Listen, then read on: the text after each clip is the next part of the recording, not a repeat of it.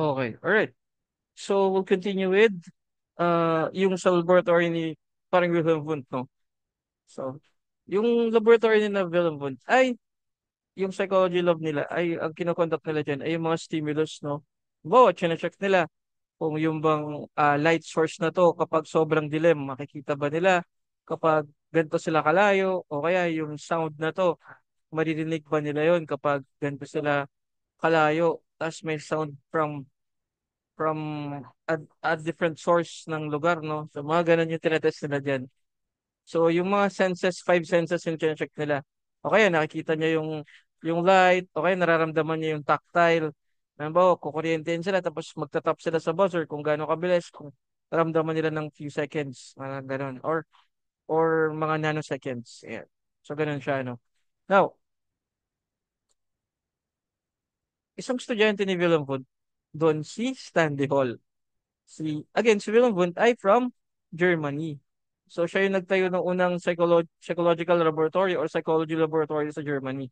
Ngayon, one of the students niya ay si G. Stanley Hall, no? Si Stanley Hall. Stanley Hall ay isang Amerikano, no? So, after nun, pag uwi niya ng pag-aaral niya sa Germany, nakita niya yung may experimental psychology sila doon, o kaya may psychological laboratory sila doon, ginaya niya yun. Gumawa siya sa John Hopkins University ng Psychological Laboratory. Okay? Siya din yung first president ng American Psychological Association. Now, let's go back sa study ng consciousness according to Wundt. Wundt wanted to study the structure of human mind. Using introspection, Wundt believed in reductionism. That is, he believed consciousness could be broken down or reduced to its basic elements without sacrificing any properties of the whole. Wundt argued that consciousness, mental states, could be scientifically studied using introspection. Wundt's introspection was not a casual affair but a highly practiced form of self-examination. He trained psychology students to make observations that were biased by personal interpretation or previous experiences and use the result to develop a theory of conscious thoughts. Now, yung introspection is good and all, no? And okay naman yun kung sa consciousness lang yung punto niya, no? Kaso, para ang nangyayari ay yung mga nararamdaman, yung sa experiment na halimbawa, kung nakita mo ba yung stimuli na to, pag ganito kalayo, kahit ganito kahina yung light source, o kaya narinig mo ba yung sound na to, kahit malayo yung source ng sound, mga ganun siya, no?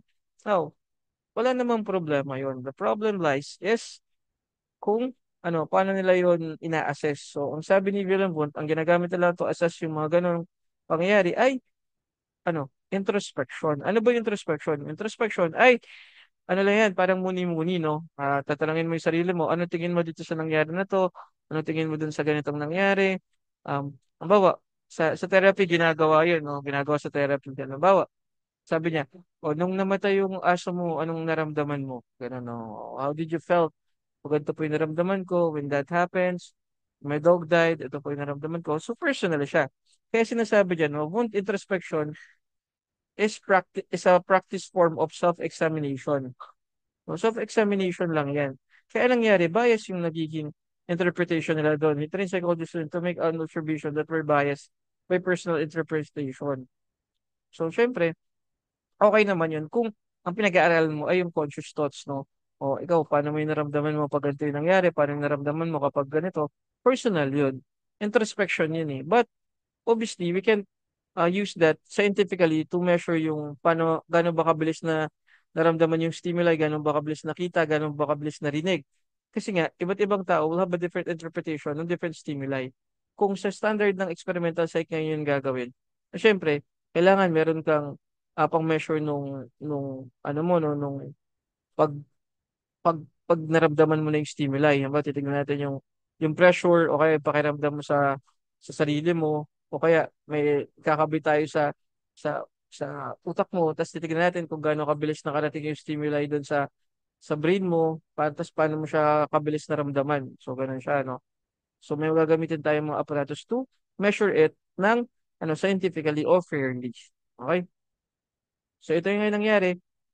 They deemed themselves as mental philosophers, no? Included the study of consciousness and mental processes and was based on the premise that human mind begins as a black state, gaining knowledge of the process world through sensory experiences. Mental philosophers were primarily engaged in the study of five senses.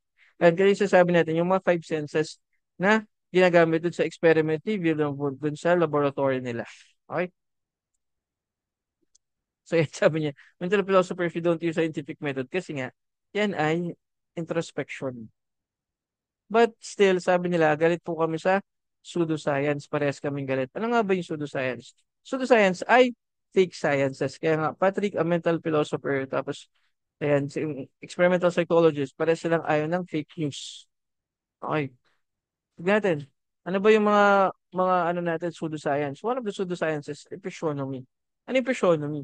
Ang sinasabi sa episionomy ay yun daw mga tao na pangit yung itsura, deformed, hindi maganda, hindi ka aya-aya, ay masasama daw yung ugali. So, grabe naman. Grabe na. Okay, so obviously that's a pseudoscience, no? But may mga maganda nga sila pa yung masasama yung ugali, di ba? O, baliktaran. Another is yung phrenology. Yung pseudoscience ng phrenology ay ano? Ano ba yung pseudoscience ng phrenology? Yung, ano nakalagay dyan? Skull. Yung skull daw, no? Kapag pangit yung korte ng skull at kapag hindi pangkaraniwan yung korte ng skull nila o yung bungo nila, no? Ibig sabihin, masamang tao daw sila. Oh. Grabe naman, no? Pag, pag pangit yung skull, ano na, masamang tao na, no? Ba't ganon? Ba't naman ganon? Okay. So, ano ba yung, ano pa natin dyan? Ano ba yung isa pang example daw ng pseudoscience? Meron pa ba kayong alam na isang example ng pseudoscience? Ayan. Ano pa? Mag-isip kayo.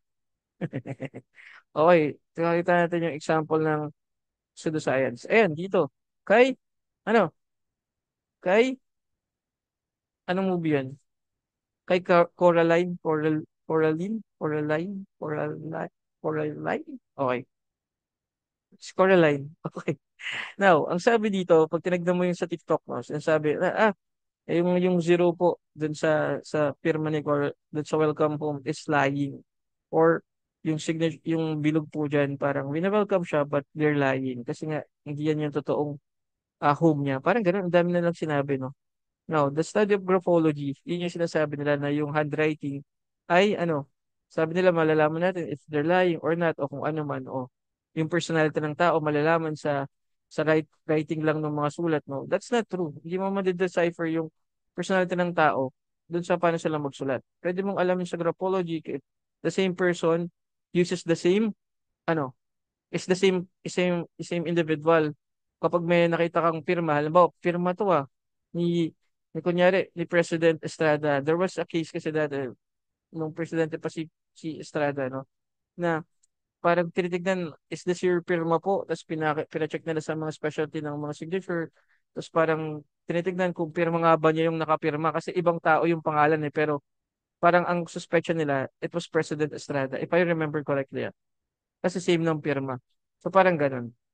So, but yun, ang punto natin, pwede mong ma-decipher kung same person is uh, writing the same letter o ganun. Parang pare sila din yung nag-signature nito kasi kamukha ng sulat niya. Pwede yun. That's the most that you can infer from that. But yung learning about the personality ng tao through handwriting or yung mood niya, kung nagsisinungaling siya o kung malungkot siya, ay definitely hindi pwedeng mangyari. So that's a pseudoscience. Okay? Because this is the part 6 ng lecture 1. So, thank you for listening. Hopefully, mapakinggan nyo lahat yung lectures natin. So, may mga parts siya kasi minsan nawawala ng internet, nakakat siya. Well, I'll see you to another video sa lecture 2 natin. Thank you for watching.